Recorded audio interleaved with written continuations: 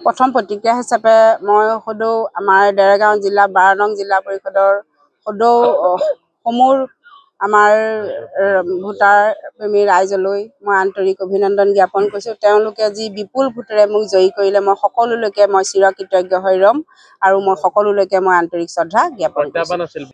প্ৰত্যাহ্বান আছিল বুলি আপোনালোকৰ পাছত হেৰিতহে গম পাইছোঁ, কিন্তু মোৰ মনত আমি প্ৰত্যাহ্বানৰ সন্মুখীন হোৱা নাই। কাৰণ ভাৰতীয় জনতা পাৰ্টি অসম গণ পৰিষদৰ মিত্ৰতাত আমি চৰকাৰৰ যি সবকা সাথ সবকা বিকাশৰ সবকা বিশ্বাসৰ আধাৰত আমি আগবাঢ়ি গৈছিলোঁ। সেইকাৰণে আমি ৰাইজৰ পৰা বিপুল সঁহাৰি পাবলৈ সক্ষম হৈছিলোঁ।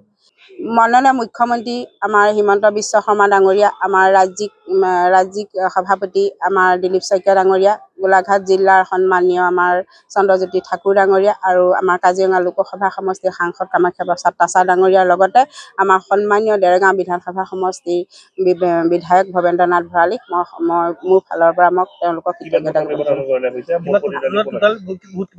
টোটেল ভোট আমাৰ 27,235টা ভোট আছিলে আৰু আমি 7,112টা ভোটত লিড দিছোঁ। ৰাইজৰ সদায় মই ৰাইজৰ লগতে আছোঁ, জনসাধাৰণৰ মাজতে আছোঁ। সেইকাৰণে চাগে ৰাইজে মোক তেওঁলোকৰ বিপুল ভোটেৰে জয়ী কৰাইছে।